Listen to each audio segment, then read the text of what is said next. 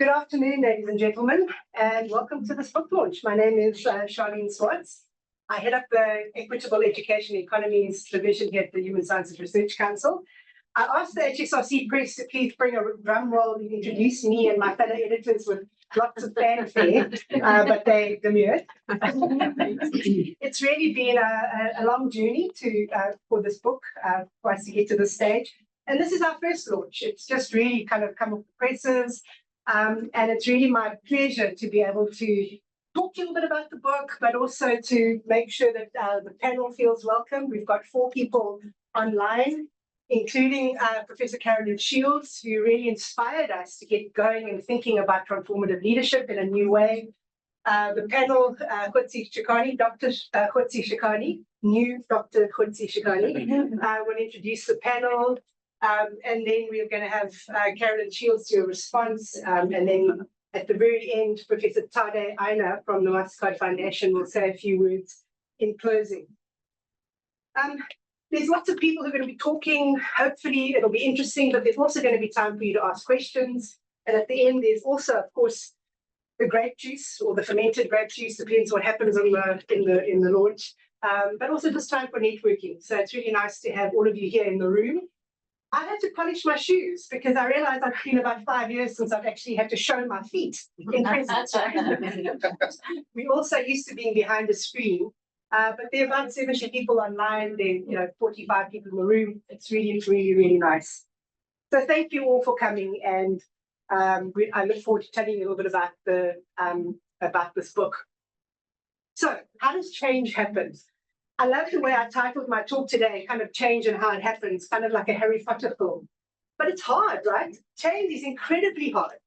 And many of us have grown up with the story of the starfish. Lots of starfish on a beach, and a little boy is seen to be throwing it back into the ocean one by one. Somebody says, "What do you think you're doing? You're not going to change the world." The little boy says, "Yes, but I'm going to change the life of this one starfish." I grew up on that story, and I've loved it. But that story is no longer helpful for us in the world that we live in. Because we need to do something more than just pull people up out of the river. We need to go upstream, as the Archbishop Emeritus Desmond Tutu says. There comes a time when we need to stop just pulling people out of the river, and we need to go upstream and find out why they are falling in. That's the kind of change that we need in our world today, I would argue. And then Paulo Freire, another education person par excellence, said, "Education either functions as an instrument which is used to facilitate integration of the younger generation into the logic of the present system and bring about conformity, or it becomes the practice of freedom, the means by which men and women deal critically and creatively with reality and discover how to participate in the transformation of their world." When we started this project, which I'll tell you about in a second, I started to read Carolyn Shields' work on transformative leadership. And she said that transformative leadership tries to change, bring about deep and equitable change. It deconstructs and reconstructs knowledge frameworks that generate inequality. It acknowledges power and privilege. It emphasizes individual achievement and public good. And it focuses on liberation, democracy, equity, and justice.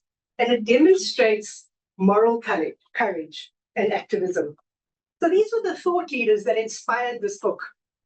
The other thought leader is Eric Olin Wright, Berkeley sociologist, passed away a few years ago, who answered this question in his book on utopias. How did things change? He said there are 4 ways that things change. Firstly, they change through revolution, rupture, protest, revolution. We seize power, we change power, regime change, as Khotsi is pretty used to hearing about. Or we exit, the Amish in Pennsylvania, the hippies, society. We exit and we form anarchy, tax havens, people, going off the grid to go and live somewhere in the Caribbean. But then also, one of the things that we are used to is the work that NGOs do to try and give alternate models to things that are happening, right? So in Eric Olin Wright's view, you start eroding the injustices of the world slowly through these small NGO formations. But the big issue, he says, is when we go into parliament and we start taming the systems with policies and practice. That brings about a lot more lasting change. So I really liked Eric Olin-Wright's kind of piece, and those are the thinkers that have influenced this book. Leadership theory. Now, you may not all agree with this, but in our reading, us as authors, there are about 40 authors in the book, with 26 chapters from 12 African countries, some emerging researchers and some senior scholars, some people with doctor or professor before their names, some not yet, but seem to be. And so that's also been a really exciting part of this project. But leadership theory has two fields or areas or species. The one talks about transacting leadership. And that's where you hear about servant leadership, laissez-faire leadership, ethical leadership. It's the kind of characteristics of leadership. But there's another piece of leadership theory that talks about transforming and directing change, not just directing others. Under that, and here Carolyn Shields has been really helpful, transformational leadership is often focused on changing institutions to make them more efficient, more effective, and get the bottom line higher, right? It doesn't have to be just or anything. It's just got to be efficient. Transformative leadership, in her definition, is about systems change. How do we bring about a just and equitable world by changing systems? So, in the study that I've been running with a huge team of people here in South Africa and on 6 other countries on the continent, we said to ourselves, we are following young graduates for 5 years and now for another 5 years, so it'll be a 10-year study in the end. Is it fair to ask young graduates who are in their late 20s and early 30s to change systems? Surely they must be the people who just throw the starfish back into the ocean. But the MasterCard Foundation scholarship that many of these young people have been on, they really want young people to become people who are transformative on the African continent. So we set ourselves this challenge. What does it mean? Do they even understand what it means to be a transformative leadership? Do they know what they're signing up for, in other words? So we asked them, are you a leader? And look at the response. 63% said they strongly agree that they are leaders. But the 35% just agree. When you ask them what they are doing to show their leadership, they told me stories about throwing starfish back into the ocean. They said, I'm a leader to my siblings, I tutor and teach in schools, a leader is a servant called to serve, I bring solutions, and I save lives. What they didn't do is talk about some of the bigger systemic issues that this book tries to address. 10% of graduates. So we've got about 600 young people who finished graduate and some of their master's studies in the study. We've got another 1,000 who finished high school, but that I'm not speaking about today. 10% said that their change was aimed at systems. 57% said it was aimed at communities, kind of NGO kind of work. And 32% said they were aimed at individual change, helping individuals in their sphere of influence. Those are all good things, but they're not going to be the change it will bring about, the transformative change that our world needs. Another thing that we found is that more graduates who had studied off-continent focus on systems change. What is it? By studying at the University of Edinburgh or at University of American University in Beirut, all sorts of places. Did it give them a different perspective on the continent? That was an important question. The women in the room went like this. More males focused on community change, more females focused on individual change. Why is that? Those are the questions that we wanted to answer. And then we asked them this last question. What skills do you have? What skills do you need to become the leaders that you think you really are? And so most graduates said they want policy skills and they want the systemic justice skills. And we asked them some questions. Now, it's very hard for you to see that. And that's not the important slide. The important slide is this one, where it basically says, if I ask them, how many of you would like policy skills? They said that about 70% said we want to learn how to use government policies to enact change. And only 20% said that they had those skills already. Then on this kind of intersectional notion of understanding whether all forms of injustice are related, racism, sexism, disability, injustice towards people who are disabled, immigrants. How many of you have skills to deal with those systemic problems in society? About a third said that they had those skills. 60% said that they would read white-collar skills. So our big issue was, who is teaching young people who are graduates in the university to enact this kind of systemic change? Now, I wish I could stand here and tell you that all the answers are in this book, and all everybody needs to do is to read this book, and it'll be the way it is, but it isn't. It was a first attempt at trying to make a real concerted effort to say transformative leadership is hard, transformative leadership needs resources, and transformative leadership needs African resources from African scholars who understand cultural context and who go beyond the crisis narrative of Africa, the Afro-pessimism, as it were. And so this book does that, we hope. It asks questions around what is transformative leadership, the theory and the pre-colonial practices, without idealizing anything. It talks about filmmaking and NGOs and blockchain, which we'll hear from Krish about. It talks about women, gender and feminism and leadership and how we make transformative changes in the system. It asks about education, institutions, activism and leadership programs that are being run at the moment on the continent. It asks about politics, including the work of Rawlings in Ghana and Johnson Sirleaf in Liberia. It critiques their leadership. It talks about Ubuntu as a particularly African contribution to transformative leadership in culture, disability, in the public sector. And then finally, there's a call to action. It says, so what do we do now? And because we're trying to make sure that this book goes beyond a bookshelf or an iPad, we've asked at the end of each chapter, we've got a tweet or a thread or an X or whatever it's called these days. I don't know if you still call it a tweet when it's X, but anyway. And so transformative leadership, this is my thread. Transformative leadership is a huge ask and is political in nature. It requires courage to take on entrenched injustices, vision to know what can be done, and expertise to bring about change at the systemic level, rather than only individual or community levels. So at the end of every chapter, there's a tweet. But then there are also questions. What does it mean when we say transformative leadership should aim at changing the odds rather than only allowing a few to beat the odds? That for me is a colloquial understanding of transformative leadership. What examples are going upstream to stop people from falling in the river are there in your work? And so the idea is to create some discussion around this book. And then the last chapter, which I also wrote around this Eric Olin Wright model, says transformative leaders bring about change through modeling alternatives and negotiating new ways of doing things, through policy change, as well as by rupturing the existing status quo. And the question is really this. Think about a project in which you are currently involved. How would you describe it? Is it revolutionary? Is it disruptive? Does it erode? Is it symbiotic? Or does it offer soft or hard alternatives? Think of a current problem you can see in your country or community. What approach might best bring about the change that is needed? So all of the chapters do that. Questions, tweets, etc. And so now I get to introduce Dr.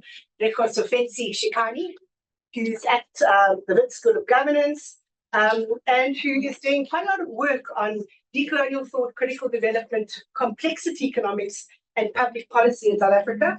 And he's going to introduce some of the panel. And now I know you need to switch the aircon on, because even I am beginning to listen a little bit. So thank you very much, Kotsi, and over to you. Yeah, no, thank you so much. It is always great to see like so many people in a room, especially considering, you know, a lot of people come to events and they'll click and be like, I'm going to register, and then they're very comfortable at home and the coffee machine is right there and they think to themselves, I'll just log in. So for all of you who came here, I'm really, really grateful. We need more spaces like this. And also thank you to everyone who came in online. It is always exciting to have these types of discussions. My job is like super easy today. I don't have to talk about my chapter in any particular way. They're going to do all the heavy lifting. So today we're going to have a little discussion about some of the chapters. We've picked chapters from different sections of the book so people can start getting a feel about what these chapters are even talking about. I will primarily be asking questions, but I want you guys to be the stars of the show. If I remember correctly, there are 20 books, Sharlene? 20 books? Oh, yes. Yeah, there are for those who ask really good questions, there's a potential book that you will get from the HSRC. What constitutes a really good question is, and it's above my pay grade. You'll have to direct that question to Prof. Swartz. But really think about the question that you do want to ask. The authors are here both in person and online. So we do have our first, Professor Ibrahim Oanada, who I hope is on. Yes. I was told not to go deep into the profiles, but as you can see, Head of Research Systems and Strengthening at the MasterCard Foundation. And hopefully, Prof, I hope you can hear me. Just double checking that you can. Yeah. Thank you. So welcome, Prof. No, thanks so much. So we're hoping everyone kind of keeps their answers within kind of like time frame, but we'll be fine. So, Prof, I mean, not many people would know about your chapter, unless they've read the book already. And I was hoping if you just talk really briefly, we've got the tweet here, if you can kind of explain your chapter for like about a minute. Because for me, a question that I found fascinating, so this question about transformative leadership in universities in particular, and how it impacts the culture of the university, you really go to length to really balance this tension between like this business-like operation that universities have and how that influences the way the university functions, but leaves a lot of critical discussions at the side. And it would be great for you to expand on that a bit for those who are in the room for us, but what causes that tension and the ways that we can overcome it. Thanks so much for that introduction. And thanks, colleagues who have brought this work this far. It has been, on the waiting for quite some time. And it shows the kind of seriousness that went into this project and that went to imagining the kind of work that we wanted to bring out. But first, let me make just one clarification. I did this work, or we did this work before I joined the MasterCard Foundation. At that time, I was working at the Council for the Development of Social Science Research in Africa, Kodesre. So much of my reflections in this work are still very valid. They may not necessarily represent the thinking within the MasterCard Foundation. And that is not to say that there is nothing, very positive that can be followed in terms of trying to take the work of the MasterCard Foundation forward. Yeah, that is important. But coming to, the focus of what I was requested, focus on in this chapter. And I thought I could do this in terms of framing it in, what was the motivation behind my thinking and framing this chapter in the manner in which it has been framed. And I have kind of four motivations, and this rhymes with the manner in which the chapter has been organized and discussed. The first one was kind of a need to tease out the different conceptualizations of transformative leadership that have been applied across higher education institutions in Africa, and how that leadership has been exercised. And I did, in the first and second part of that chapter, go back to history. And despite the fact that the word transformative began to be used in regard to leadership in African universities more recently, really, when you go back to history, the 1960s, 1970s, and 1980s, when African universities, higher education institutions are being established as national institutions, the idea that they were supposed to be transformative institutions lands across policies and practices in these institutions. It is not therefore something that just began the other day. It is part of what higher education institutions were supposed to do. And I make this argument more intensely in the second part of this chapter, showing the kind of political contestations between higher education institutions and the political establishment, between student unions and university managers and all that kind of stuff. But what is important during this period is that transformative was supposed to be part of what the institution, the higher education institution's impact on society was supposed to be. It wasn't something that was narrowed down to the work of individuals or to just certain facets of the higher education institutions. It was supposed to be what we term in sociology as total institutions trying to manifest, trying to reinforce themselves by having positive impacts on society. And therefore, I try so much to tease this one out, just as a prelude to discussing the kind of claims we have about transformative leadership in African institutions post-1990s. So that was the first motivation, to try and synthesize in historical literature, to try and understand that the institutions were supposed to be transformative, education institutions were supposed to be transformative, and in no way was this supposed to be something that was, expected just of individuals, but of total institutions. The second motivation was try and confront what I see as ambiguities and individual claims to being transformative. And I do this in the third part of that chapter.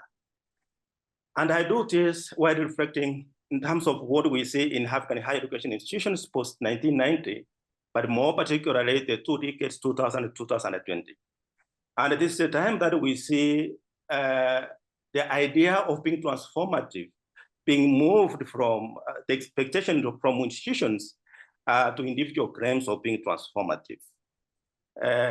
And while it's not just that word transformative that was being used, a series of other nouns and adjectives, innovative leaders, entrepreneurial leaders, servant leadership, thought leaders, all sorts of leaders. But the literature does, then when you look at it, when you synthesize it, the literature does show that what all of these individual claims were pointing to is the fact that some kind of transformativeness had happened in the institutions. And that this was seen or discussed in terms of the capacity of individual persons, not anything that was across the institutions, but that there are instances where individuals had the capacity and the foresight to drive certain changes within the institutions in ways that they made claims being transformative. And this is a time that we see various development within institutions, hierarchies in leadership developing, bureaucracies developing that in a sense tended to divide university management from critical academic processes. And more importantly, the link between leadership claims and what was happening in the institutions was not very clear. When we read the literature, we find out that this, at the same time when such claims were being made, we see emergence of new crises in African higher education. Yes, the claim to being transformative did expand the institutions.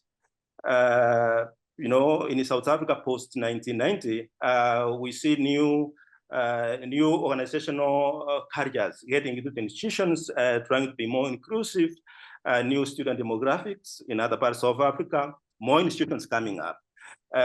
But what the chapter is trying to argue is that there doesn't seem to be very clear claims between the individuals that were claiming this title to be transformative in regard to what was happening in society. That one, we don't see it very clearly. And it is the time, for example, that we start, getting this idea that more and more students who are finishing the institutions, they were unemployable. And they believe they were unemployable, they lack certain skills that people thought school have been gained in the institutions. So the argument I'm trying to make on that section of the chapter is that a very individualized notion of being transformative as opposed to a total institutional conception of transformativeness that didn't therefore give us a very clear connection between what was supposed to happen between the institutions or within the institutions and what was happening within society. It doesn't give us a very clear causal explanation between the claims that were being made and the quality of the students, for example, that were coming out of the institutions.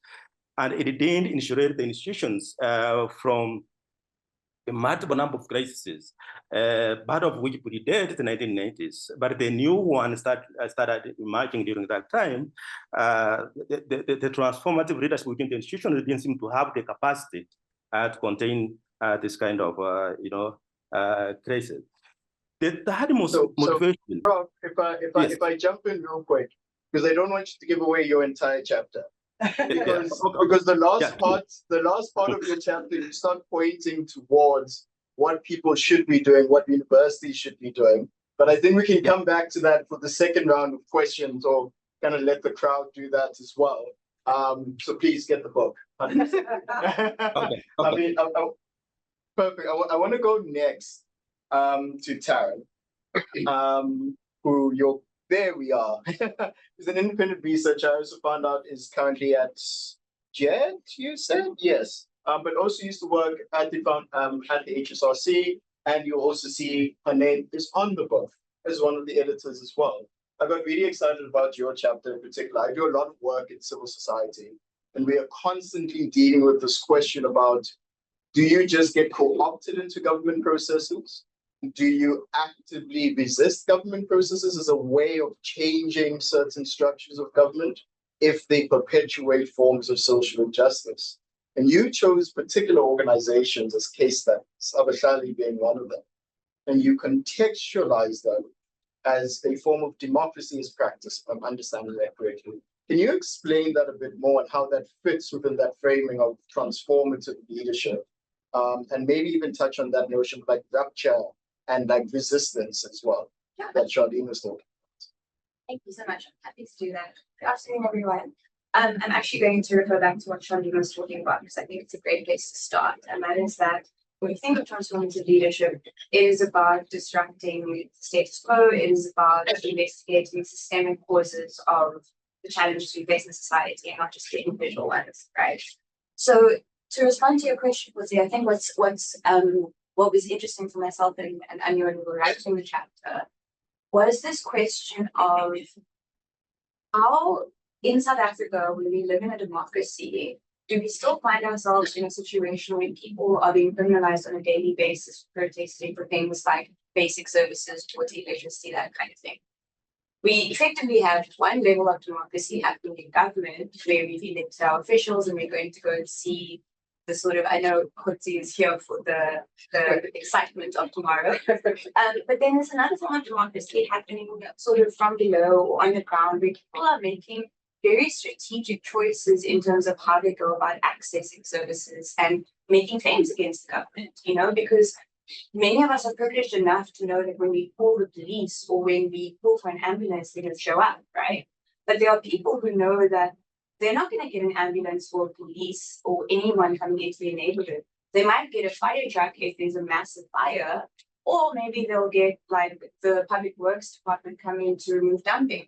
And in the process, discover that there have been bodies discovered and people have been hurt. And there are lots of really horrible things happening to people that are going completely under the radar. So the idea that we were working with was, well, there's always this narrative of crisis when people talk about Africa. It's always that Africa's in crisis, the leaders are corrupt, the people are like this. And we were like, let's decouple that from a very specific intellectual history that likes to think about framing African problems in such a narrow way. But there are people who are saying, yes, we have these problems, but we are working through really complex solutions on the ground and in negotiations. And this is what the co-opting, right? Is there's often this thought that people are not only like lacking intelligence, but are incapable of naming their realities and also of making strategic choices. And so what we've noticed, and I'm sure you saw this with voting in the last few months, was a lot of people going, how could people vote for MK? And yet when you read the chapter, you'll notice one of the things we talk about is how people very strategically pull power away from patrons, pull power away from people who can make their lives easier or more difficult, and are being very smart in the way that they are actually negotiating power relationships with politicians, with gangsters, with community leaders, with ethnic leaders. There's a whole complex world happening outside of formal political spaces that even as myself, and I say this as someone who knows I'm not necessarily in that space all the time, I can recognize there's actual democracy and like complicated political engagement taking place. And yet when we try to talk about politics in South Africa, it always seems to start at that sort of, well, people only burn things because they are destructive, or people only protest and loot because they want to claim from good working people. The reality is a lot more complicated than that. And so for us, it was about how do we unpack that from the very beginning, from the question of politics, and then look at, okay, what is actually happening on the ground that gives us a language for what could be and what is emerging. So can I ask you a quick follow-up? So in your chapter, I have to like go back to it now. You talk about to set out this argument, and it's the only time I've seen this. So everyone had to use a particular idea of transformative leadership, and you centered your argument on two of the aspects that is very clear: so social justice, inclusion. Then you added a third one, which I thought was interesting, of substantive participation. Is this withdrawal that you're talking about from patrons an example of that kind of substantive participation, that you're not just there to tick boxes and you can revolt? Yeah. You can use institutional process. Is that what you're referring to as well? Absolutely. I think we find that people are capable of using institutional and anti-institutional processes depending on what works for them, right? So, for example, I mean, people will complain about people not being politically engaged and active. And then we have an election 30 years post-democracy where a new party that came in a month before managed to claim just under 20% of votes, right? And that in and of itself says that former ANC voters are some of the most dynamic voters in the country, which is funny because everyone says ANC voters are never going to the party. Yeah. And yet, when you look at the way people move in this country, their decision making is not purely based on an ethnic or class, or there's so much more than that, right?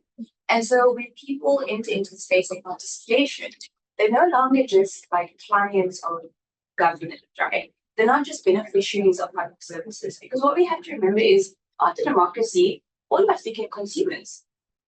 We're not citizens, we're not receiving public services, we're clients of government that is running an accountability regime based on whether you pay taxes, based on where you sit in the tax brackets.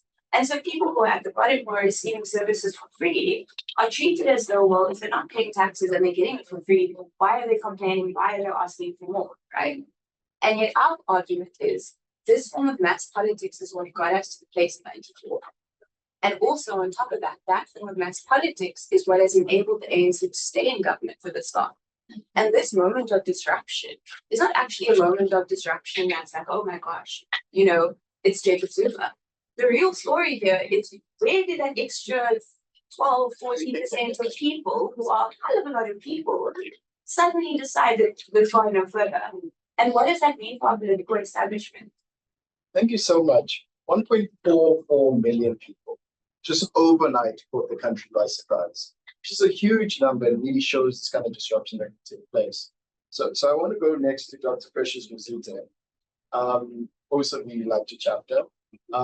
So Dr. Muzita's chapter was really trying to contend with this notion about inclusion, and inclusion of people with disabilities in particular, and the conceptualizations of that and how that relates with transformative leadership. And I had like two highly complex questions because I found it fascinating. And I was like, I don't know how I'm going to ask this, but let me start with the first one. So you talk about the way people conceive about the interventions you need to make for people with disabilities, the types of infrastructure we need to build is built on a particular notion of who is disabled. And you use the phrase here, if I remember it correctly, it was the disabled hero in particular. Can you just run us through that? Because it leads into my next question. Like, what do you mean by that disabled hero and how that changes our conceptualization of who we help, vis-a-vis using Ubuntu in particular and that perception of things? So thank you. That's very interesting questions. And good afternoon, everybody. Yeah, so to answer your question, maybe I would also want to dig in why did I write the chapter as well. I noticed that, you know, whenever we are talking about transformative leadership per se, issues of disability, rights and inclusion always get swept under the rug. And as my late colleague, Dr. Poshapo used to say, disability inclusion is not as sexy enough as it's huge to talk about and even to think about. So when I was writing about, when I thought about transformative leadership, I thought that, it's actually also hard to fathom a leader, let alone not talk about transformative leadership, just a leader who is disabled. So disability and leadership usually don't exist in one line or in one sentence, because leadership is something that is positive, and we usually think of it as something that is exceptional. And then when we talk about disability, it's something else or opposite.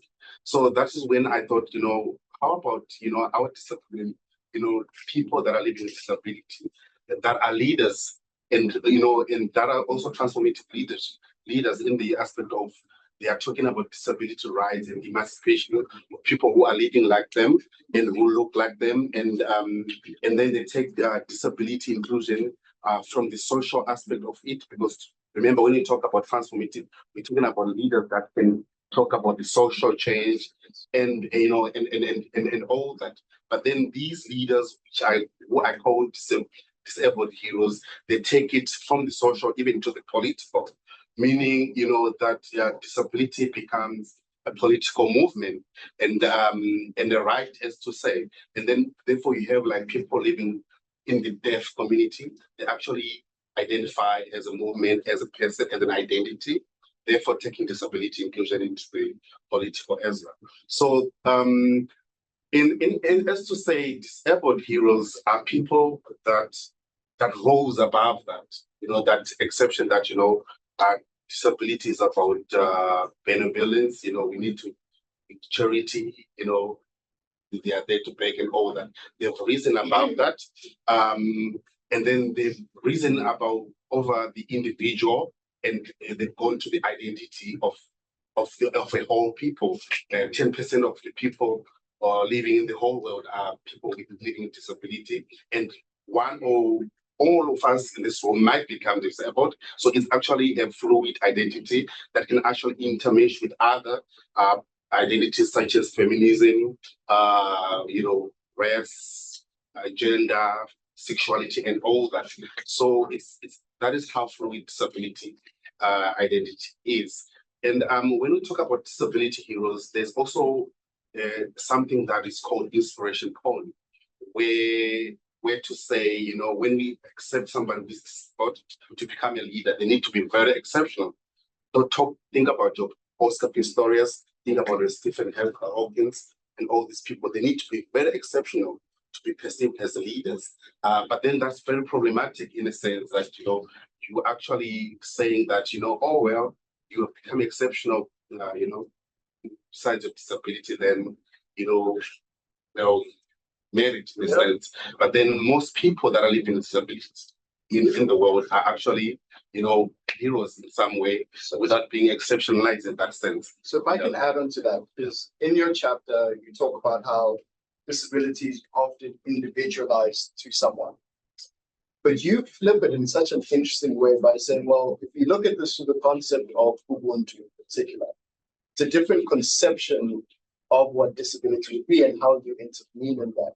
Can you elaborate on that a bit more? Because I found it quite fascinating to kind of see that this pushing back on individuality or community in those kind of traditional Western lenses, but to understand it for those who come to take that. Yes, also that's a very good question as well. So part of the chapter's, focus was also to move away from the westernized, theories and all that, and the way that we conceptualize people that are living with disabilities.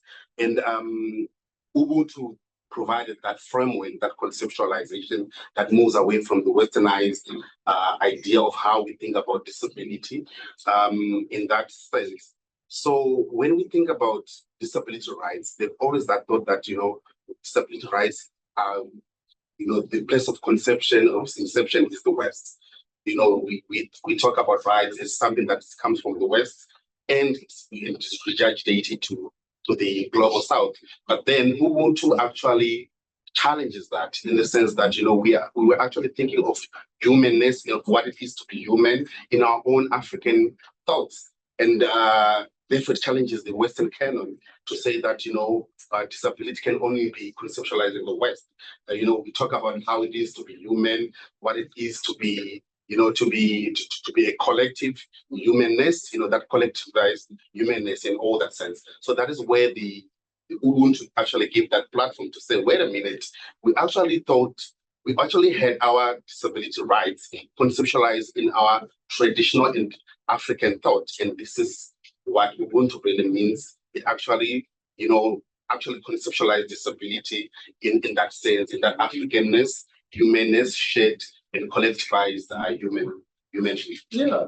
And I assume that is, when you're taking that on, it is a form of transformative leadership, right? If there is a dominant way in which society is being structured that creates these dynamics, finding or unearthing different ways of understanding the world really opens up opportunities, I imagine in my mind.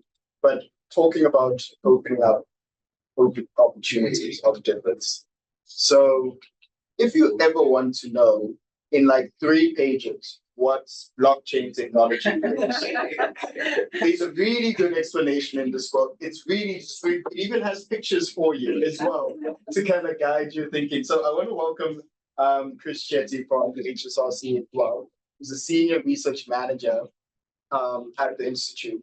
And Chris, you wrote your chapter about kind of like how blockchain technologies or decentralized kind of organizations can force us to reorganize how we live, how we organize, how we think about trust within society, right? Because sometimes there's a need to distrust the traditional ways of things going and creating new versions of trust. So in less than 3 pages, for those who are not aware of what blockchain is, if you can say that, but why you wrote this chapter in particular? So I do want to ask a follow-up that kind of grounds it a bit more. Yeah, no, thanks, and thanks for that introduction. I think that was my goal when I started, is I wanted to communicate a topic that many of us probably think is very complicated and off-putting, and then it just takes you away from this whole idea of where this technology could take you. And so my goal when I wrote this chapter was that I wanted to promote awareness. I wanted people to understand what these systems can allow us to do and reimagine the way we think of how we can govern ourselves, how we can lead ourselves, how we can do that as a community.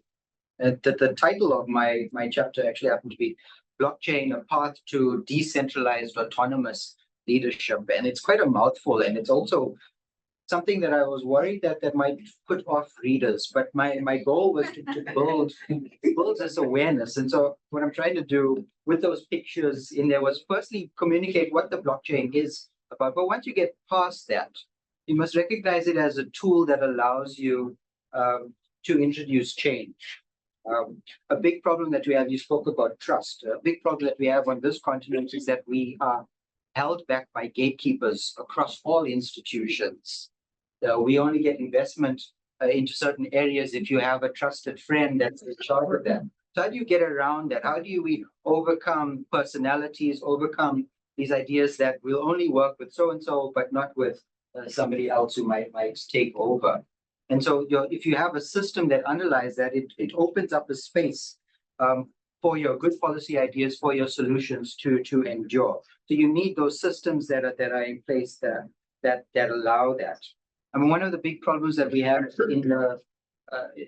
across the global south, and I think I spoke about it in the chapter, was that if you look at the world of development finance, only 6% of all the funding that we're gathering across the world, which is meant to solve the challenges that we face in global south countries, is being it actually reaches the needy people that require this. 94% of the funding ends up going to the institutions, ends up going to these gatekeepers, ends up going to the system. So we're trying to uphold the system, and that very small percentage is then being directed towards our development challenges. If we had systems that can take the funding from the person that is providing it with those good intentions and then channel it directly to those in need, we then start to reimagine what the system could be, reimagine the world of development finance. So we need systems that really can solve this problem of trust, and that's what I'm trying to get at. Yeah, so we were talking earlier, and I was introducing this concept of civ tech, so civil society technology-based organizations.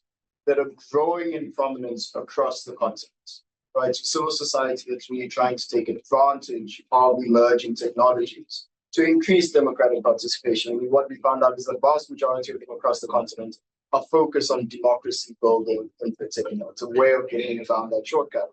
But it then also begs the question about accessibility, right? The language barrier of understanding of blockchain, the barrier of then to use a blockchain, I must still have some sort of technological device.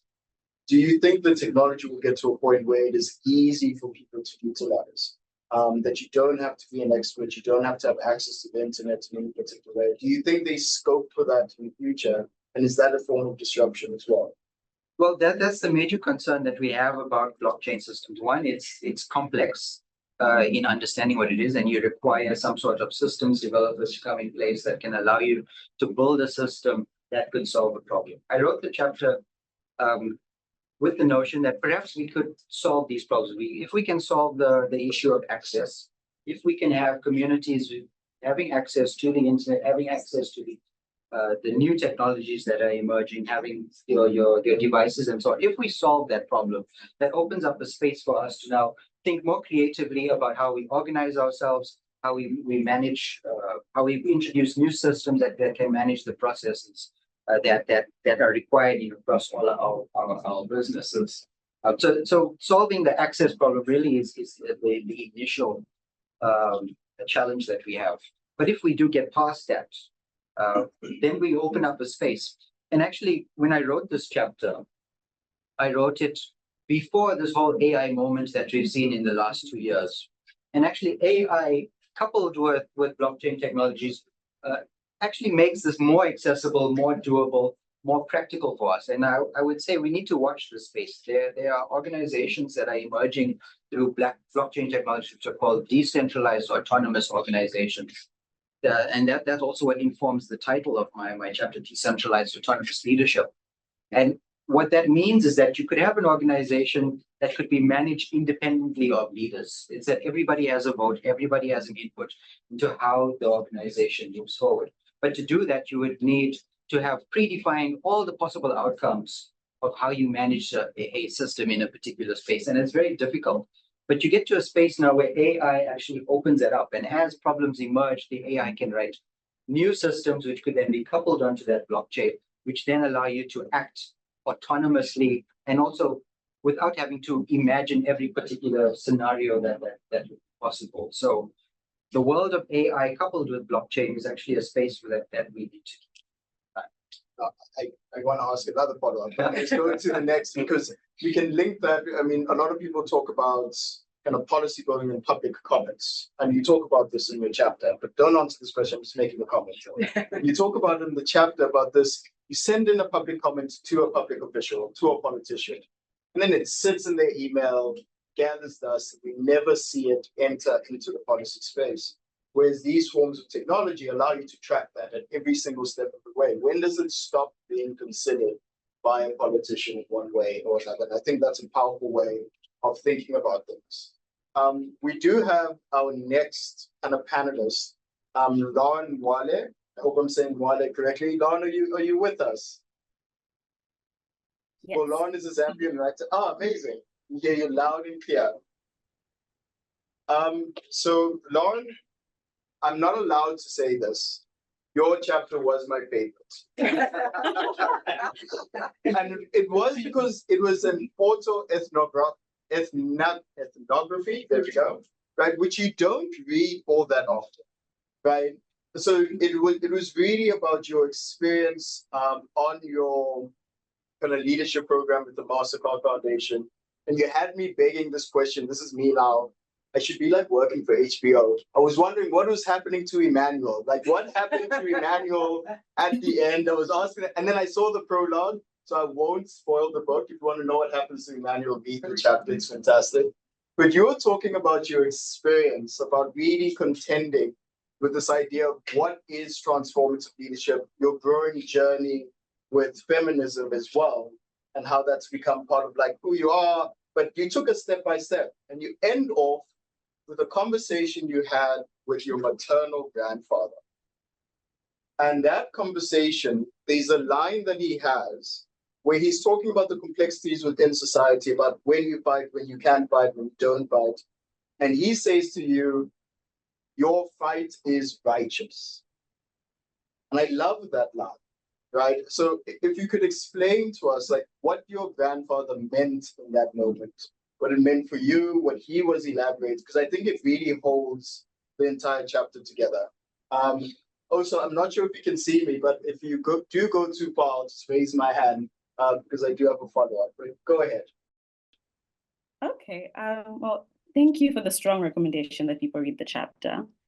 My grandfather, he's like one of my favorite people. I have so many wonderful memories just being whisked away with my cousins to spend a whole Sunday afternoon with him.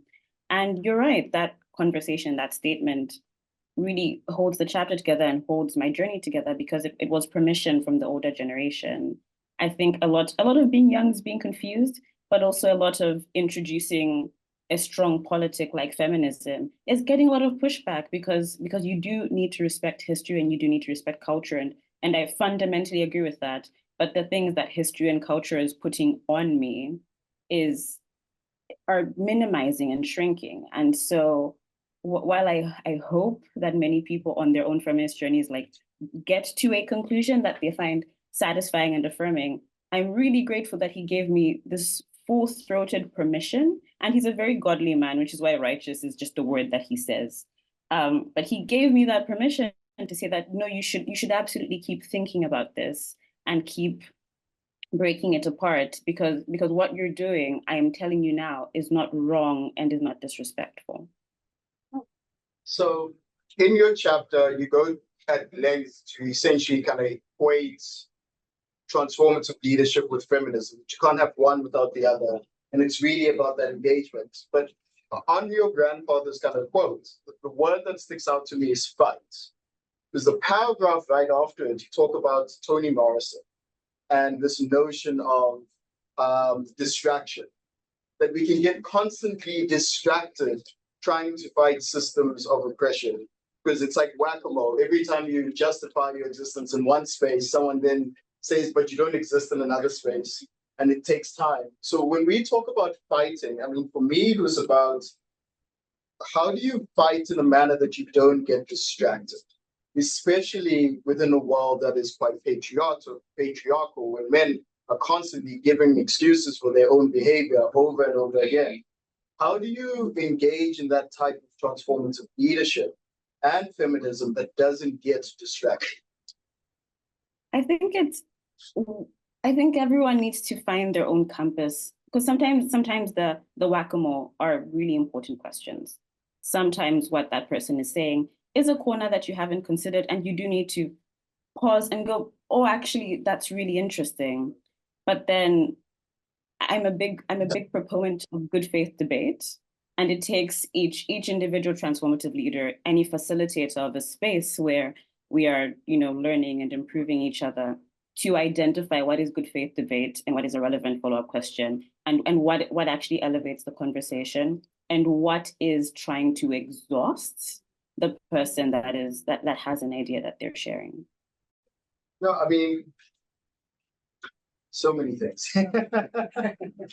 So I was really careful. I was thinking about this. I was like, I don't know if I want to mention Emmanuel, because I don't want to center him in any particular way, right? But it is this question, and I think it's really relevant to those who are going to be in graduate schools, who are going to be reading this book, about this idea that everyone in the book essentially says that transformative leadership is something that can be learned, right? You can go through it's something that can be learned. It's not something that's linked to like inherent traits. But the question then becomes, like, what if someone learns little bits and pieces of it, right? That I'll learn these pieces that are relevant to me, but not the pieces that are relevant to other people, that you don't see the intersections of struggle. And that's how I kind of saw the story of Emmanuel in particular. Do you think it is possible, to make sure everyone is on the same page? Or is it acceptable to allow people to keep going on their own journey and hopefully they get to that final stage of being a transformative leader in particular? I absolutely think everyone's is going to have slightly different pictures, like grades of orange, but then the color that we're discussing is orange. I fully called the person who we're calling Emmanuel to be like, hey, I did a thing. Hi, I wrote a thing and you're technically in it. And if you ever read it, you will immediately be like, she's talking about me. And we talked about it long after I had completed and submitted the chapter. Just, I wanted to politely give him a heads up, and also because I'm so proud of who he's grown into, and all of us had to grow. I think when the interaction at the beginning of the chapter happened, that was early, like September 2017, which is years ago. And he and all of us have grown past that moment, and even my own confidence to stand up to people like him has grown massively. And my own personal understanding of transformative leadership and feminism and those two things together has changed and developed. I think by writing this chapter, I imply that I'm an expert at the two things when I am not. I'm just someone exploring my own journey of figuring it out. And it's okay if everyone is at different stages of the journey, because we're actually not walking similar paths. We bring things to a leadership practice. We bring things to any kind of discussion, and the things that we bring and from where we are and what we're able to hear and what we're able to engage with at any one time. And what I hope the chapter does is challenge people to think really big picture about what this means. I grounded it in Bell Hooks' definition of feminism, which is the end of sexism, sexist exploitation, and oppression. Because when you say I am a feminist and you say women's rights, people, the Wakamo people get really upset about only the women, that's not really fair, blah, blah, blah, blah, blah. When actually to be a feminist is to consider the many kinds of oppression. And we're discussing specifically women because I think for many people is the easiest one to grab onto and is the one that has the most scholarship and the most community around it. But to be a feminist and to be a transformative leader is to think about class and to think about disability and to think about access to technology, as have been mentioned by the previous panelists. And that is something I also wanted to make clear with that really detailed one-to-one definition of both things, to say that, oh, this is not a mysterious thing, this is not a completely foreign thing. They are in many ways partnered concepts. And you can figure out those partnered concepts from either direction. So thank you so much for that. Now I am in a dangerous space right now. I've got 10 minutes left with the panel, but I have to trust them to stick to 2 minutes each. But I even if it's just a minute, if you can all tell us that one key takeaway from the book, whether it's the tweet, but the one key takeaway from your chapter or the book that you would want to share with everyone in the group. And we'll start with Prof. I hope you're still with us, Prof. Owanda, sorry. I am. If you can, in a minute, if you tell us just the one key takeaway from your chapter that you'd want people to really, really grapple with. We could see possibilities of understanding transformative leadership from below in institutions, supporting students, and a strong academic leadership may be more promising than focusing on one individual leader at the top. Thank you. Yeah, I like that. Tarryn, would you like to go next? So I've put you off guard now. I think such a simple takeaway from the chapter is, what would a political society look like if we didn't have intermediaries intervening on behalf of people?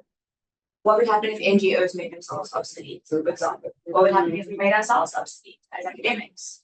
And how does that change the conversation in terms of political engagement and participation when we start thinking of actually displacing ourselves from a position of power that we're in? Perfect. Precious. Well, so from my side, I'm targeting the young academics. So obviously, this is where the book was targeting, to say whenever they are engaging in any discourse, to actually think about questions: who is woman, and what it is to be human, and what it is to be normal in an aspect, and always be thinking continuously about these issues, because they are centered around these very big questions of who's women and who's not. Yeah, from my side, I'm hoping that when somebody reads the chapter, they walk away, they say, wow, this blockchain thing, it's not really as complicated as I thought. But I think it's an essential barrier that we face in the space. And once you just spend a little time working with it, you get a sense that this can actually solve problems. And so I'm hoping that someone reads it, they understand what it can do, and then say, well, I've got this problem in my space. I could see a solution doing this. Maybe I should think about how I could apply a blockchain system to do that. And when they close the book, I'd also like them to say, wow, those are nice diagrams. The video. And then we'll end off. Are you still with us, Lauren? Yes. Yeah. I think I want people to end the chapter and realize that movement building and transformative leadership is not about a perfect solution, but about reflecting and iterating. And so when you are in a room, when you are writing something down, when you are voting, what have you, always reflect on who isn't in the room with you and who is not being represented, and how can you be kind and fair to people who aren't like yourself. Perfect. Good. So now getting to like the exciting part of opening up the question. So if we can give our panel like a small little round of applause.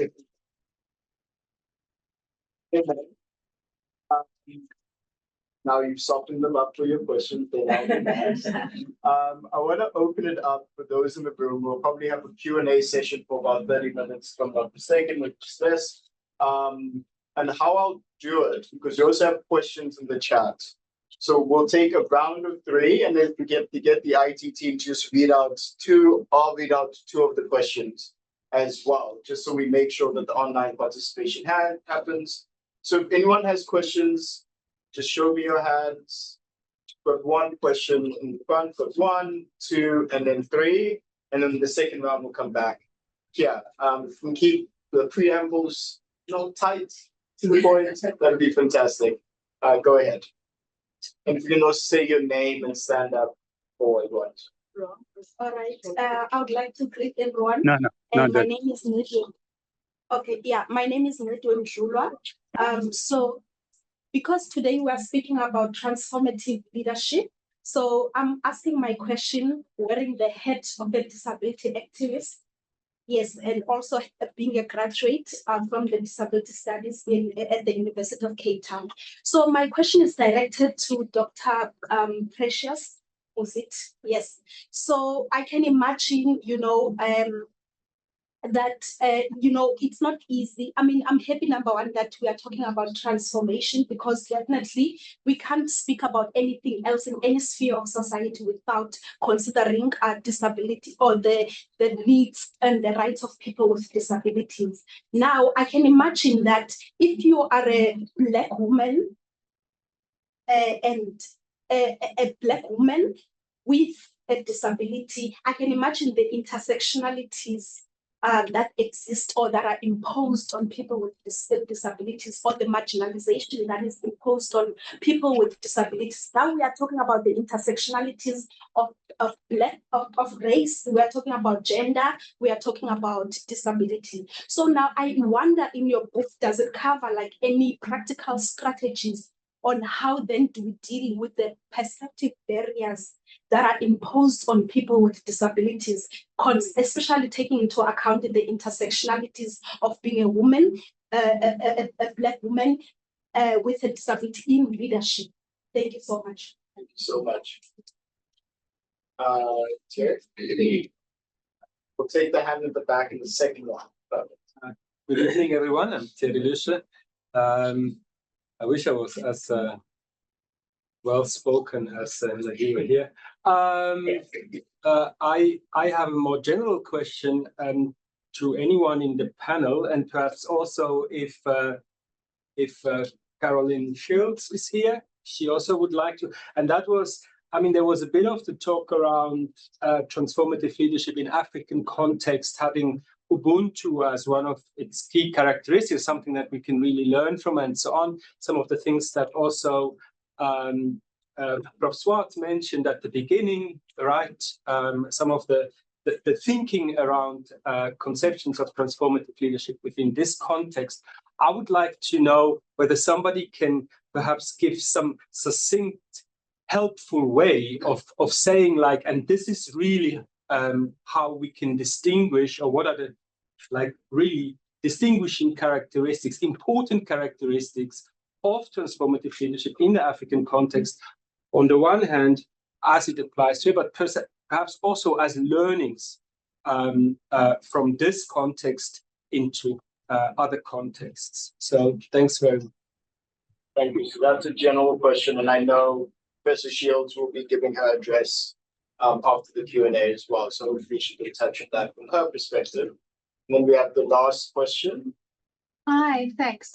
I'm Angelique Bolsker. I'm also with EEE, and I haven't read the book, so maybe I can get the book now.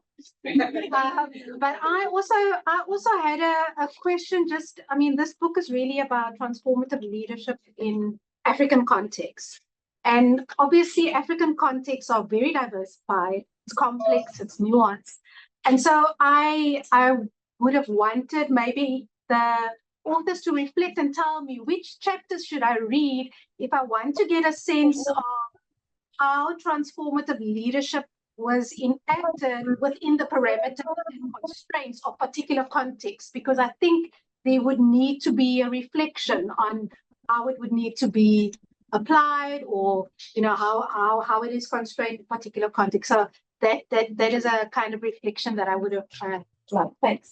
Perfect. So we'll let the panel answer. This kind of worked really well. So we've got one question for Dr. Musita, One for Tarryn. one for Tarryn around which chapter should we take, essentially. Which one do you go for? So it's a general question that I think, Sharlene, you don't mind. And then there's a question in the chat that is kind of open. There's a bit of a glare, so hopefully I can see it, but it's that middle comment. My question is more on African leadership and its relationship with the Western world. While we can focus on Africa and its leaders, does the book cover competencies needed by said leaders to engage with the rest of political structures on a global scale? So if you can also answer that question, I thought either yourself or Tarryn. And there's more of a comment for yourself, Krish, about this notion about blockchains creating an ethical tomorrow, and whether I think it's not necessarily a question to overstatement, but whether you think it does create a more ethical tomorrow as well. Let me give start, if you don't mind. And it's kind of Terry and Angelique's question, but one of the big contributions this book makes is its African scholars reflecting on transformative leadership. Now, where is the corpus of knowledge, right? It resides in the global north. So in many senses, we are responding to some of the work that has been done by the global north, and so we're putting our own spin on it. But Odora Hoppers is one of our co-editors, myself and Tarryn co-editor, and she puts forward a notion of the wounded leader because of our colonial past, because of where we've come from. And so that's a piece that we could write another whole chapter on, but we haven't. So the reason why I was kind of pointing to Tarryn is that Tarryn did a very deep dive into what literature is available written by current African scholars, and do they talk about transformative leadership? And the answer is very carefully.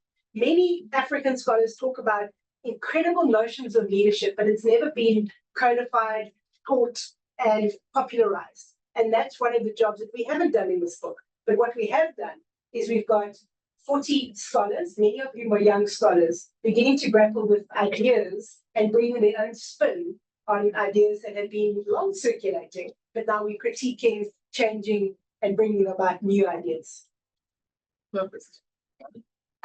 Thanks, Sharlene. So I'm actually just going to follow on from that quickly. In terms of chapters, we read the whole book. Definitely read the intro chapters. There's lots of information there. There are great chapters by people on higher education. So, for example, Putsies is one of them.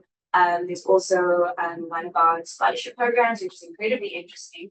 There's a lot about political leaders in Africa. So we've got Ellen Johnson Sirleaf, we've got people working in refugee contexts, we've got political leaders who came through from student movements all the way through. We've got a really diverse selection of sub-Saharan African narratives effectively within the book. And so it's really about what interests you. If you're interested in higher education, if you're interested in gender, intersectionality, disability, there's enough in terms of that to give sort of broad scope of what's happening, right? But in terms of what abilities African leaders need, I mean, the literature, and I say literature in broad sense because it was literature, but it was also effectively a follow-on from the work that Sharlene started in chapter 1 and that I worked on chapter 2, is the chapter on political leadership, because it effectively takes all of the stuff that was about activism and about leadership outside of institutional structures, and it says, hey, this is living theory. Okay, this is where you can start. Go to the websites of the Landless People's Movement or the Backyard Dwellers Movement or Abashali and see what they are saying about how to theorize from below. You know, the information is out there. And I think it starts with framing where those skills and abilities come from differently. It's not about going for a course at the Graduate School of Business necessarily. It's about spending 6 months working with the community and being told by them what your role is. Okay. And so what we're thinking about is how in different contexts, different leaders can operationalize these skills to the value and benefit of those they serve. And that the people we serve come to the foreground of the work we do rather than being afterthought. So I just want to start by saying, well done, for actually choosing a course in disability studies. There aren't a lot of postgraduate students that are doing that. And to still hold this was of saying that, disability studies are not as attractive enough as traditional studies as feminism, politics, and whatever. So well done to you. And then, so obviously you are right that, disability it's not a monolithic construct, and it resides in a lot of, other constructs like, feminism, as you pointed out, right? And me as a disabled male, black male, my lived experience are totally going to be different from you, as a black woman who's also living with a disability. So you're quite right, and we need to be cognizant of that.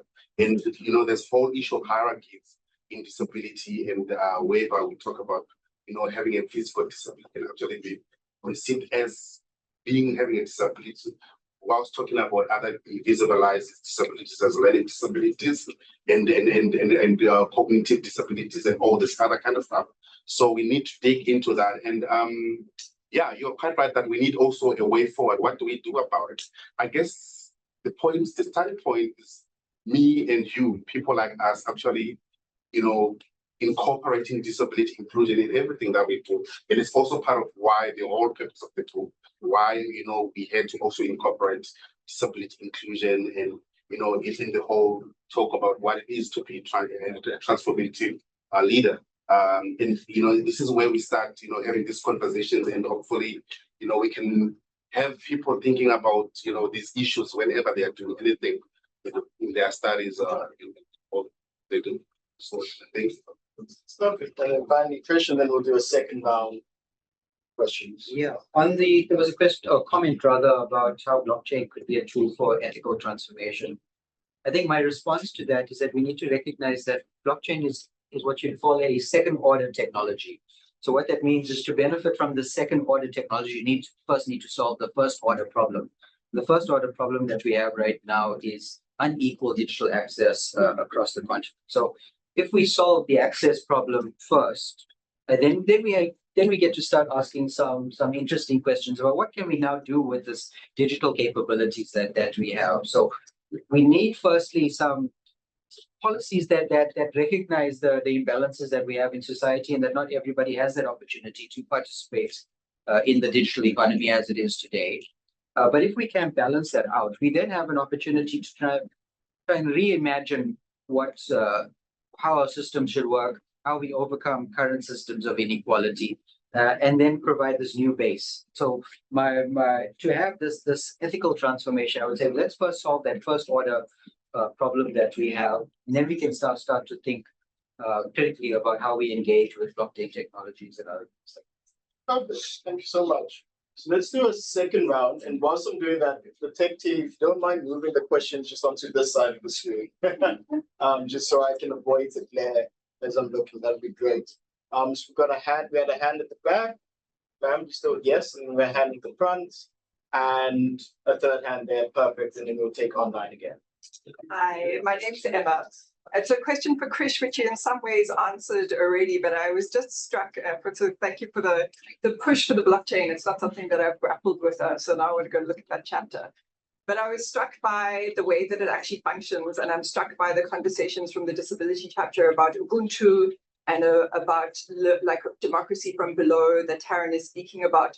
So I'm curious about whether, and even the feminism that's been spoken about now, I'm curious whether you would see blockchain as a kind of technological praxis of those philosophies, around creating just worlds. Cool. Hi, my name is Caroline Powell, and my question is for you, Tarryn. I want to imagine with you a society where we are led by the people's movements.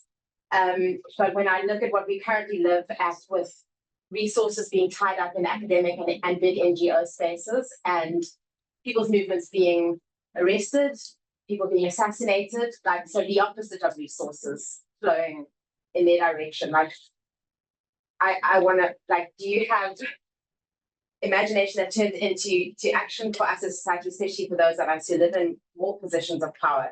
What it would look like for resources to shift, for power to shift, or for us to imagine where the leadership is already happening from there, but it is so far away from the mainstream stuff that we see as people with power. Like, how do we bridge that gap and work better together? And if at all, like, yeah, just Perfect. Before we take the third one, I want to remind everyone we also have 2 other panelists online who will be happy to take your questions as well. Hi, I'm Catherine. So I am a digital technologist in the financial space. So I guess my background is mobile money, microfinance, and digital aid. And I'm a huge fan of what blockchain can do. I think it's revolutionary. And I think that the problem of access, there are massively growing incentives that are going to solve that quite quickly, because actually this is a point of a lot of profitability, even in the margins. But I have a huge concern around AI, predominantly because of the codified information that it uses in which to present something, do something. You know, it's not agendaless at all. And we sit here, I mean, I guess we talk about transformative leadership, is how are we going to ensure that the right inputs get into something like an AI thing, because you've got influence coming here from something automated using language models of language that has been codified and is largely sitting not in Africa. And so for me, I have a huge issue, and I'm deeply concerned about how AI is going to do that. And I want to congratulate the editors to have a technical chapter in this, because it is unusual. Yeah. And I think we need to be taking much more seriously as development practitioners technology, and it's not black, it's not binary. It's very, very agendaed. Who writes it, who decides what's in it, how it goes is highly political and highly exclusionary. And I think with AI is going to be very exclusionary. So I guess it's to you, Chris, but to everybody. It's fine to talk policy, but how are we going to get that information in so that we're also, it's got the potential to be transformative. Good. Thank you. Chrissy, can I take that one first, because I'm not a tech person, right? Okay. And I know Krish will have an answer. Got 2 questions in the chat that I think we can just read. And it's one, I think, for Prof. Oana.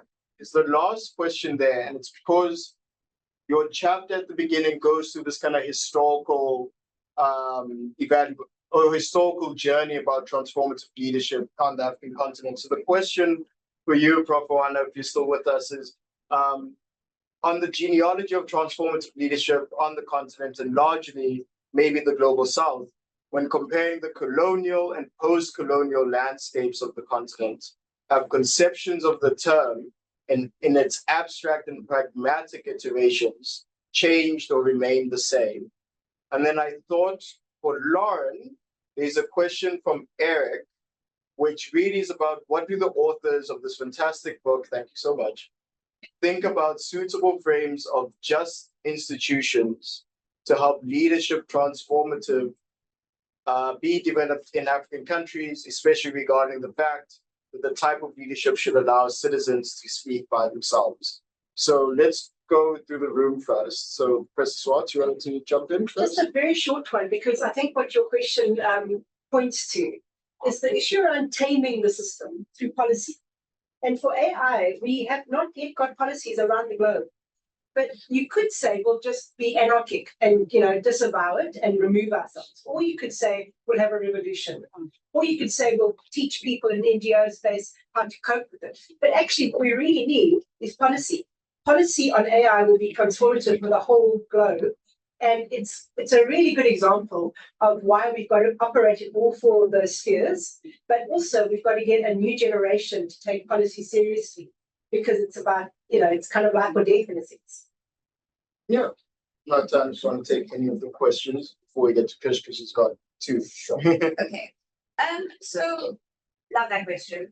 I think what makes it particularly funny for me is that I wrote a note for myself when I was on the plane, and this was the note. The left in South Africa has been fragmented by post-94 politics, but most emphatically in the disjuncture between those who believe in scientific Marxism and those who see the lack of racial and geographic analysis as a major shortcoming, and so find spaces of organizing. Organizing has been massively hampered by this. And so the end of the UDF sort of mass-based era of politics effectively meant that people now are reinventing the wheel for things we have been doing for decades, right? Yeah. There's so much political engagement and involvement that can happen on the ground. And I mean, one of the most simple examples is the camps that occurred in COVID, right? Because whole communities were coming together across geographical boundaries and to supply resources, to provide goods, to provide safety and protection. And it was incredible, right? What we need to remember about the system of government that we have in place right now, especially in South Africa, because of its political history, is that it helps every political party for us not to talk to each other. It helps for us to go straight to our elected representatives and say, there are vagrants sleeping outside and we want them gone. Instead of going outside and saying, hey, are you okay? Do you need a blanket? Are you hungry? If we start by criminalizing very basic things in our everyday lives, it becomes a lot harder to meet your fellow man with kids, right? And even more so when we live in a society where everything is Ubered, delivered, everything is individualized. You don't have to go into a shop and encounter the poorest if you don't want to, right? You can have everything sent to your house. And it's very basic things like that. Using public transport, interacting with public services in hospitals, sending your kids to public schools, becoming an annoying person who pisses the government off and forces them to do their jobs. Because it is because people who have the resources have completely left the system and say, no, private estates, private houses, private schools, everything, that the public sector is collapsing the way it is. And we need to have an honest look at ourselves and how we have also facilitated this as people with some form of economic privilege. Yeah. But since I know there wasn't a question directly posed to you, but you want to respond to anything. Yeah, so I'm also thinking about what Prof was mentioning, like she mentioned policies, we need to be sorted out. And I'm also thinking about in terms of inclusion of in the context of disability inclusion. I think it is enough. I think we have a lot of policies that speak of disability inclusion. There's international, national, institutionalized policies. But I think it really comes down to the issues, to the deconstruction of social imageries, the way that we perceive, what we think about what it is to be transformative leadership, what we think about disability, inclusion, and all that. When it comes to our social imageries, that needs to be constructed, and therefore we talk about how we can actually enact policy. Thanks so much.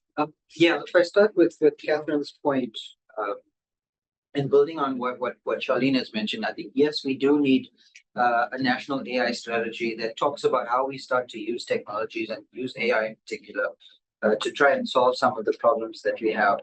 But a big problem that we face right now here on the African continent is that we are dependent on proprietary AI that's developed by the West, AI that's developed by Microsoft and Google, that has this very Western slant, Western bias that is coming through about their understanding about what the world is like. And so we actually need a completely different model, which is suited to our needs, which speaks to our local context. And so instead of the proprietary AI model, I'm actually very much in favor of a decentralized model. And it's a new way of thinking about how the transformer in the GPT, the generalized pre-trained transformer, how you apply that transformer in local context. And through a decentralized model, what it allows is that everybody's data gets an opportunity to be shared in a public system, but you have control over that data, and then your data is informed by your local context, which then can help us get a better understanding about what the South African position is, what the African position is, and what voice we should be putting forward. So we need to be building those sorts of models. Question is, who's going to do it? Where's the money going to come from? And so these are things that I think it's very important for our governments to also be thinking about, is how do we actually invest in AI that can be used to try and solve these problems? And then going to Emma's question about how does this work? How does it help? I think that the important point that I want everyone to walk away with is that blockchains give you an opportunity to have your voice heard. And so if you're a disabled person, or if you feel like you are disenfranchised in some way, the blockchain could level the playing field and give everybody an opportunity to share a concern, raise it, and have it be voted on, and then have the community come together to find solutions for that. And that's the difference that we have with our current systems, is that you don't have that opportunity to have your voice heard. Yeah. Prof. Oana, would you like to go next? Yes, in a minute. I mean, as I've tried to outline in the chapter, there has been, various mutations of transformative leadership in higher education, the 1960s and 70s, when this is discussed in terms of the developmental state and the various contestations that we see, followed by a phase in which transformative leadership is discussed in terms articulated within the narrow confines of the market. And that's what I was discussing about, confronting claims about transformative leadership, but in a context where we see higher education institutions being disconnected either from key internal constituencies like students or the communities in which higher education institutions are located. And finally, the current phase where we see a quest for transformative leadership that is articulated around the quest for an indigenized higher education system, student-centered kind of leadership, and a community-phased kind of engagement between higher education institutions, and the communities where they are located. Yeah, so yes, there has been this kind of genealogy. It has been changing. And when you listen to current notions and debates, it's like people are trying to go back and say, all right, can we have a transformative higher education leadership framed strictly around market logic, or we need a more public-facing articulation of this notion in higher education institutions? Thanks. Thank you so much. Lauren, would you like to come in next? Yeah. First of all, thank you to Eric. This is such an interesting question. And I think in line with what Tarryn said on justice, democracy, transformative leadership, feminism, these are philosophies and ideals, but they're also very much action words and verbs. And, muscles require challenges to grow and function well. And for us to have suitable frames of justice, there needs to be continuous challenge. A fact that is true across the world and across the continent is that a lot of our laws are colonial imports. They are Dutch, English, Portuguese laws that we had as a baseline at the time of gaining independence. And the idea of all kinds of democracy is to continuously be editing all of the laws and iterating and improving. And the reality is that across the world, we're not really doing that. And so while there are ideal circumstances for a perfect justice institution, as highlighted in the question, the ability for citizens to speak by themselves and for themselves, and a degree of trust and transparency of the institution, and also a mechanism through which this editing and iteration can happen painlessly, but in a way that isn't so rushed that it then begins to endanger the most vulnerable people. What a whole chapter now needs to exist about. is how, in the imperfect circumstances that we currently have, we can collaboratively, from the bottom up, without placing all of the burden of improvement and advocacy on the people with the least resources, think really creatively and compassionately about improving justice and democracy. And that is a whole chapter. But Eric and this question has given all of us a lot to reflect on. You know, the entire book is about transformative leadership, which is about changing mindsets and building coalition and movements. And by definition, it requires people at the grassroots to begin moving and begin pushing things up. And how do we see this transformative leadership into the slower, concrete institutions? Thank you so much. And thank you so much, everyone. I'm going to hand over. You guys have been fantastic. And hand over back to Professor Swartz. So I know you've been sitting for a long time. So maybe you just want to talk to the person next to you for 1 second and ask your question. And then I'm going to introduce you for just a 10-minute closure to Karen Shields. So just ask your question to the person next to you. If you're online, you can't go and get a coffee. It's not that kind of break.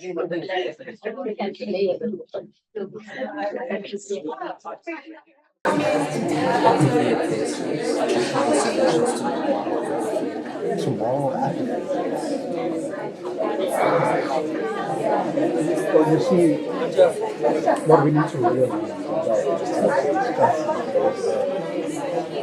until there is action, all of this is it's very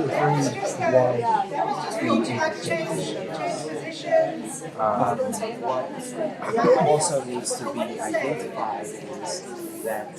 Can you imagine what it was like?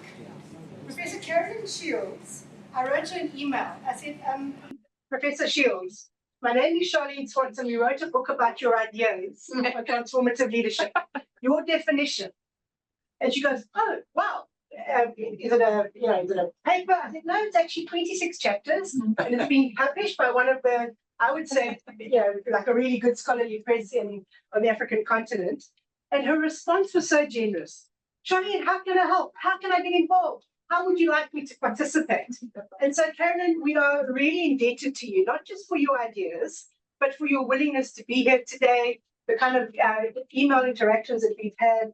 And Professor Shields is Professor Emerita at Wayne State University. She's taught high school. She's lectured in leadership at the university. She's well written and well published. And she is an award-winning author. And so we are really, really proud that you not only so openly embraced your book, but that you're also here addressing us today. And so I'm sorry I've only given you 10 minutes, but we welcome more engagements with you. So please give us some reflections on what you've seen in this book so far. Thank you, Karen. Thank you. Well, first, let me say how delighted and honored I am to be part of today, because it is an exciting and important book. I'm absolutely, can you hear me? Yes. Okay. Obviously, in 10 minutes, I can't comment on each of the 26 chapters, and so I'm not going to try. What I am going to do is try and tell you how I came to transformative leadership, what I understand by it, and what I've tried to do with it, and how delighted I am to see you use it and extend it and make it your own. So first of all, let me position myself as a white, cisgender, Canadian senior citizen, a Christian, a divorced mother of 2 sons, a grandmother, and a great-grandmother. I lived in the US for almost 20 years, and I grew up in privilege, and I've come to recognize that with privilege comes responsibility. I've lived in other countries. I've been influenced by my experiences and by my many students. I taught public school for 20 years, including in impoverished areas. I taught classes of students with special needs. Some were gifted, some had learning disabilities. And then when I moved to the university and began to conduct research, a number of things really influenced me.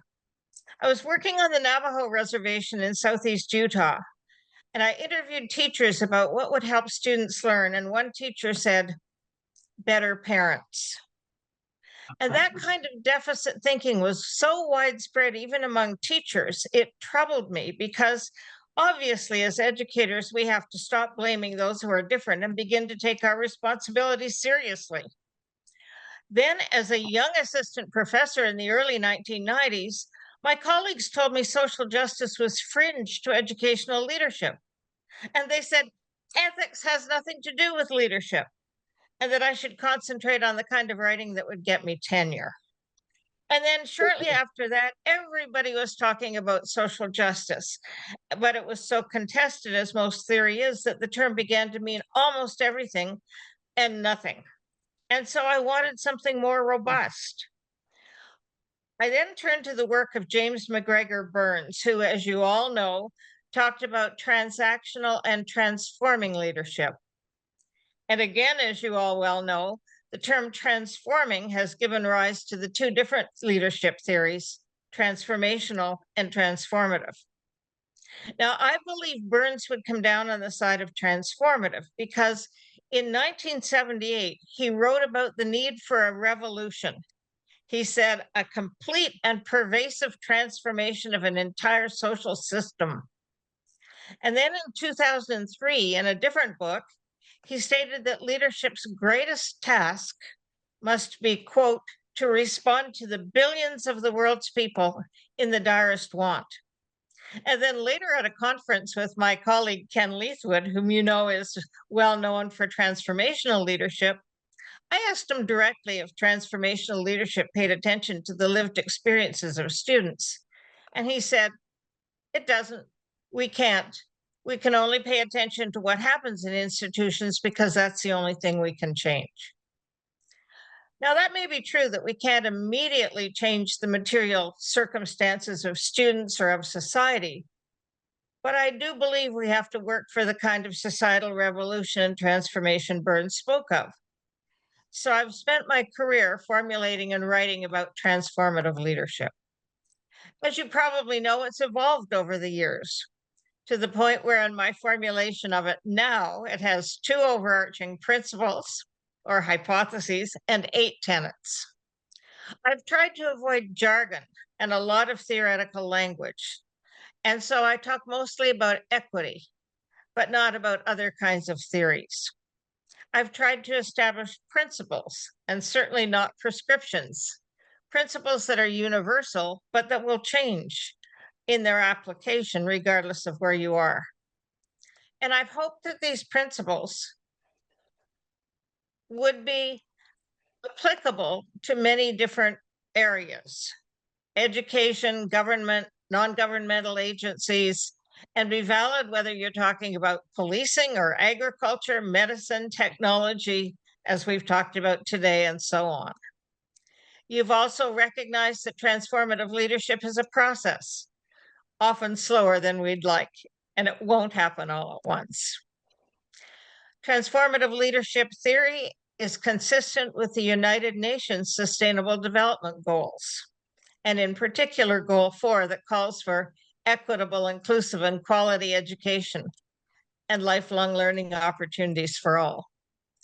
And as one author indicated in one of your chapters, I've also tried to situate transformative leadership in a VUCA world, one that's volatile, uncertain, complex, and ambiguous.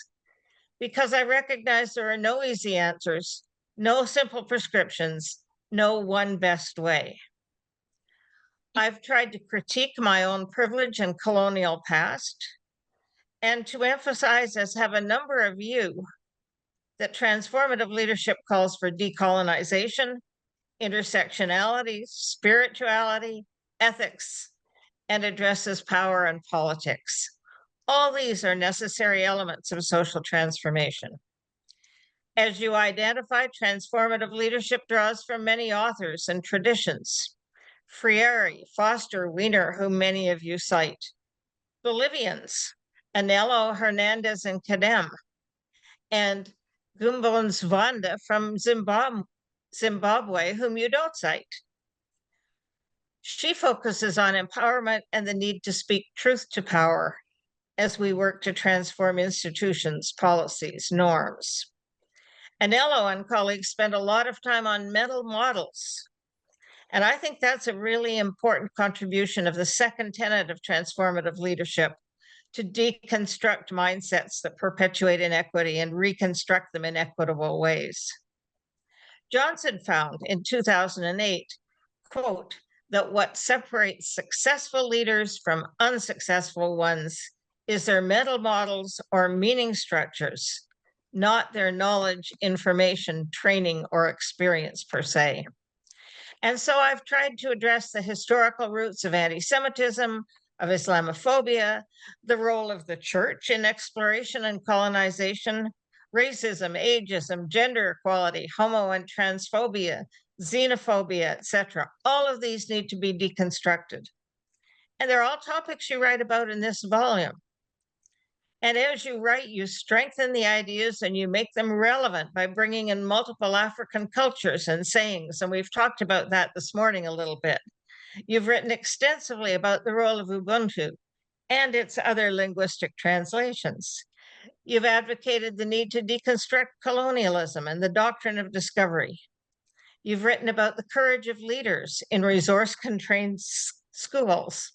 I actually visited one in South African township and found teachers actually brought their own toilet paper into the school.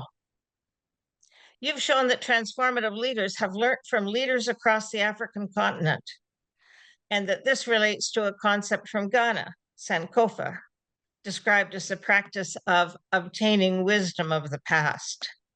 You've talked about the need for leadership to be infused with spirituality. And I agree with Jerry Starrett and write about this because he differentiates religion from spirituality. He defines spirituality as a way of being present to the most profound realities of one's life. And this can happen through faith, but also through music, nature, work. And it makes transformative leadership appropriate in many cultures, as my students in Abu Dhabi and Dubai told me in 2010. As you acknowledge, transformative leadership is not easy. You describe how Baron Kitse lost her citizenship and organization, but kept on striving for justice in Rwanda. You write about the burden as well as the privilege of being granted a scholarship from the MasterCard Foundation and other foundations that require you to give back. And you talk about the toll that sometimes takes. And so for the moral courage you all show in your work and your writing, I want to thank you. I'm deeply honored by your use of my work and by the examples you've shown here of how something from the Western world can be used, changed, and enriched in different cultures.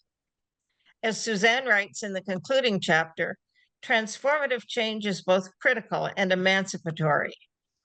And so in conclusion, I want to urge you, take care of yourselves. Take time just to be, but rejoice in the fact you're not in this struggle alone. And congratulations once again. Thank you.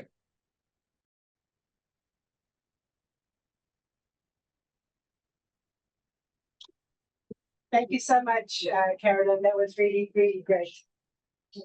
Colleagues, the last person who we have online, I'm hoping is Professor Tade Aina, is the head of research at the MasterCard Foundation. We are really grateful for the partnership with the MasterCard Foundation that made the book possible, the research study possible, but also this. And Tade, if you are online, maybe you can put your camera on. But for me, the really important benefit of this partnership is academic freedom. Some of the chapters in the book are critical of scholarship programs. Some of the chapters are critical of people within this ecosystem on our continent. But one of the things I've really appreciated, Tade, is the fact that you've allowed us to be scholars and to come and bring this book as a contribution to changing our continent. So, Tade, a few comments from you in closing, and thank you so much for being here today. Really, really appreciate it. Thank you, Sharlene. And thank you, colleagues and everybody. Good afternoon and good evening, wherever you may be. Wow, I've been listening for, I think, about 1 hour now. My apologies for joining late. I had to go to another meeting in preparation for our board meeting starting next week, and in which we have to present materials such as the kind of wonderful work you've all done. So just listening, I mean, this has been an inspiring and I would say continuously transformative experience for me, you know, watching this work grow, listening to the contributions and the engagement at this moment, hearing how we connect across continents, across species, and actually also feeling the pulse of the, what I'll call the energy, the idealism, the willingness to do, the can-do-ness, like Obama called it, President Obama called it. All of that really touched me. And I thought, yes, this has been a good partnership for the Mastercard Foundation. It has been a partnership in which we have emphasized and tried to see and bring forward a special aspect of our scholars program.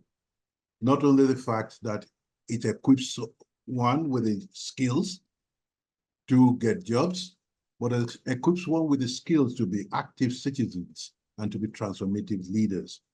And I've enjoyed and learned a lot about how in this conversation, the questions and answers, how you have interrogated the notion of transformative leadership. I hope we all continue to see it as a dynamic, not only a notion, but action. And we all continue to see it just like the prof said to us, that it is something that we can actually practice, put into practice in different contexts. I am not a fan of universalism or universalization because I believe we live in a pluriverse, not a universe anymore. And the whole notion of universalism is a Western notion in terms of its relationship to the rest of the world. But in this particular case, I do not see any reason why we cannot, and I use the words in quote, universalize transformative leadership on the continent of Africa. So I want to say a big thank you to all of you. I want to say this has been a wonderful session. I want to say a lot of energy and hard work has gone into producing the book. I want to thank HSRC. I want to thank HSRC itself and all the colleagues who have been part of this contribution. And to say the Mastercard Foundation is really proud to be associated with this, to be associated with the scholars, to be associated with this event today, and to be associated with a book that is actually yours, nurtured by your energy, your commitment, your passion, your idealism, and your need and will to want to change the world. Once again, thank you very much. I hope we all have access to the book and read it, because I've read it in a different form, in a Word format. I hope we can read it now as a beautiful, wonderful book with its covers, what I'm seeing on the screen. Thank you, and it's really a privilege to be with you all on this occasion. And I wish you all well. Those who are traveling back, a safe journey. Thank you very much, Tade. Thank you very much. So colleagues, before we give a round of applause, I want to thank all of the authors, some of whom are in the room. So if you're an author on the book, won't you please stand up? So we can acknowledge you, Katlejo, look at all our authors. Eugenie, really lovely to have you. But thank you also to our technical team. We had no glitches. And thank you so much to you, Lauren, thank you to you. Carolyn and Tade, thank you so much to you. Krish, Precious, Tarryn, thank you so much. And please, let's continue the conversation. The book will be open access very soon. Is it on the website yet, open access? A few months, and it'll be open access. But actually, it's also really nice to have a big, heavy copy that you can fall asleep with and let it fall on your face. Please, will you join us for some snacks and some wine, not paid for by the HSRC. That's a disclaimer. And please feel free to just engage with the panel. And yeah, thank you so very much for coming. Lovely to have seen you all here and all of you online. Thank you all so much. Thank you.